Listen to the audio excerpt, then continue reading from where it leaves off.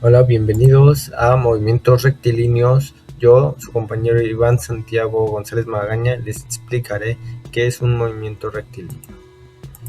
Para empezar, hay que saber por definición que un movimiento rectilíneo es todo aquel en el cual un objeto se desplaza a lo largo de una línea recta.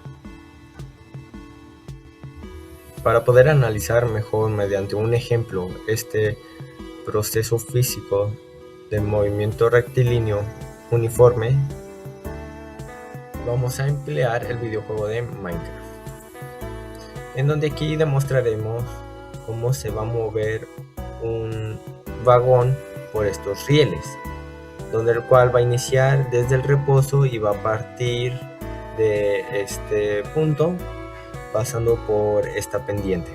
Esta pendiente va a tener una inclinación de 90 grados con una altura de 5 bloques y una anchura de 5 bloques, en donde tomaremos en cuenta que un bloque va a ser equivalente a 1 metro en medida con nosotros. Entonces esta vagoneta iniciará del reposo hasta cierta velocidad. Una vez que llegue a nuestro plano horizontal, esta se va a mover de manera con un movimiento rectilíneo uniforme, de manera a una velocidad constante. Y para calcular esta velocidad vamos a analizar el tiempo que tarda de llegar de estos palos que pusimos hasta este de acá.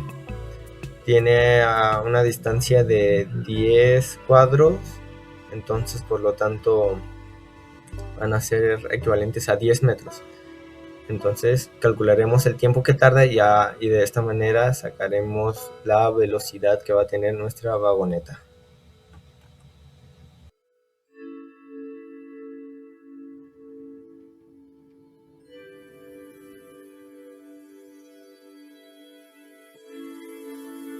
Ahora vamos a calcular nuestro procedimiento.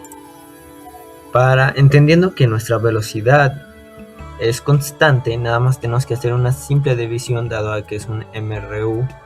Tenemos que nuestro tiempo es de 2.32 segundos y nuestra distancia es de 10 metros. Hacemos nuestra división y obtenemos que esto es una velocidad de 4.31 metros sobre segundo. Para saber cómo llegamos a esto necesitamos calcular la aceleración, y para esto necesitamos encontrar nuestra pendiente, que es de 7.07 metros. Calculamos A. Para calcular A, primero A de aceleración, necesitamos analizar esta fórmula y sustituir nuestros valores. Despejamos y obtenemos que nuestra aceleración es de 1.31 metros sobre segundo al cuadrado. Posteriormente queremos encontrar nuestro tiempo. Gracias a esta fórmula que tenemos, nada más sustituimos valores anteriores y tenemos que nuestro tiempo es de 3.29 segundos. Con esto entendemos cómo nos dio nuestra velocidad constante con la aceleración que obtuvimos a un tiempo de 3.29 segundos. Muy bien, bueno, pues después de analizar y comprender nuestro problema, lo podemos catalogar en dos partes. Una donde está el movimiento rectilíneo uniformemente acelerado, donde pues tiene la particularidad que nuestra velocidad va a aumentar a partir de nuestra aceleración. Podemos ver esto porque estaba en reposo y terminó con una velocidad de 4.31 metros sobre segundo.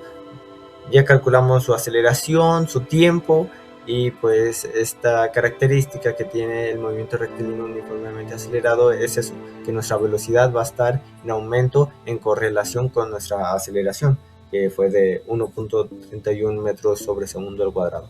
Posteriormente dividimos la segunda parte, que fue la más sencilla de calcular y la que nos proporcionó los datos para la primera parte de MRUA, que fue el movimiento rectilíneo uniforme, tan simple como que nuestra vagoneta se mantenía a una velocidad constante, y pues nada más analizamos a cuánta distancia avanza a partir de un determinado tiempo. Bueno, espero que les haya quedado claro cómo se comporta el movimiento rectilíneo uniformemente acelerado y el movimiento rectilíneo uniforme, que son parte de los movimientos rectilíneos que se desplazan en línea recta. Y pues nada, es todo. Muchas gracias y gracias por su atención. Yo soy Manuel Rivera Ballesteros y a mí me tocó explicarles vectores y cinemática en Minecraft. Veremos cómo aplicar la mecánica vectorial para localizar una fortaleza en Minecraft. Aprenderemos a transformar los ángulos de los ojos de Ender en vectores de dirección utilizando el desplazamiento transversal para crear un sistema de trayectorias que convergen en un punto exacto. Para empezar, establecemos un marco de referencia en el punto A, registramos su vector de posición y realizamos el primer lanzamiento.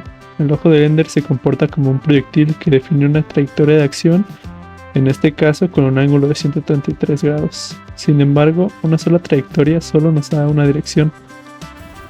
Para generar una lectura útil necesitamos un cambio de posición que altere nuestra perspectiva. Aplicamos un desfase de 90 grados para desplazarnos de forma perpendicular a la primera trayectoria. Tras recorrer una distancia D hacia el punto B, realizamos un segundo lanzamiento, en el cual podremos observar que el ángulo es de 144 grados. Y ahora tenemos dos vectores que, al no ser paralelos, deben intersectarse en un punto. ¿Y de qué nos sirve esto? Bueno, Steve quiere llegar a la fortaleza, pero sabe que un solo ojo no es suficiente, porque solo le dice hacia dónde ir, pero no es a qué distancia está. Como sabe de mecánica, aplica un truco. Lanza el primer ojo, marca esa trayectoria y luego gira 90 grados para caminar una distancia. Desde ese nuevo punto lanza un ojo. Ahora, al ver dos trayectorias al mismo tiempo, podemos notar que en algún punto adelante se van a cruzar. Este punto de choque es la clave. Al calcular dónde se juntan ambos caminos, Steve localiza la posición exacta de la fortaleza de forma rápida y sin perderse. Bueno, ¿y ahora qué?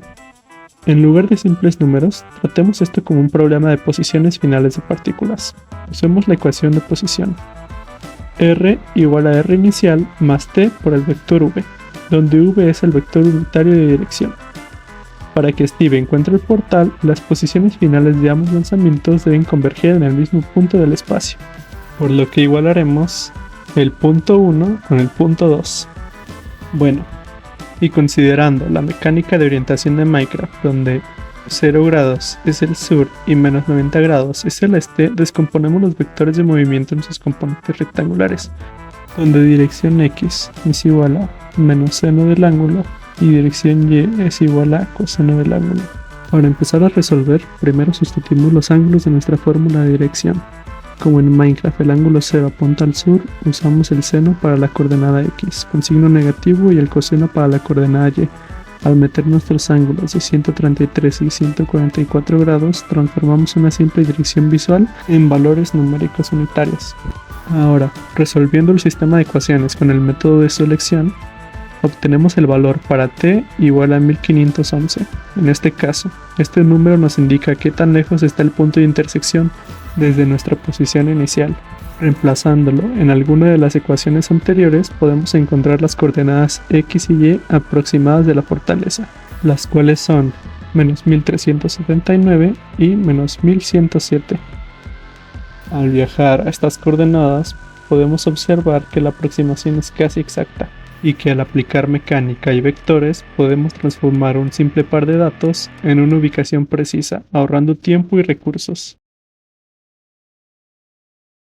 Hola, soy Ángel André Valverde Barajas y a mí me toca hablarles acerca de la fricción utilizando Minecraft.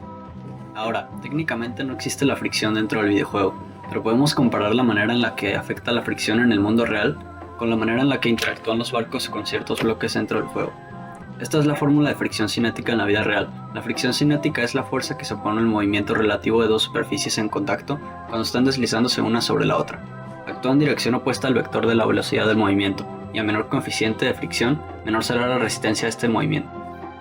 Para medir la fricción dentro del juego me basaré en el coeficiente de fricción cinética de la madera sobre el hielo en la vida real, que tiene un valor de 0.25, y compararé materiales dentro del juego para obtener proporciones que nos muestran cómo se oponen estos bloques al movimiento del barco.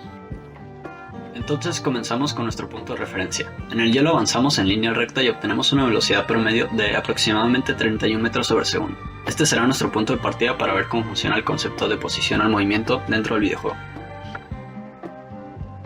Seguidamente tenemos el barco sobre la tierra. Este movimiento es poco realista y en la vida real requeriría una gran cantidad de fuerza, sobre todo considerando la velocidad a la que vamos.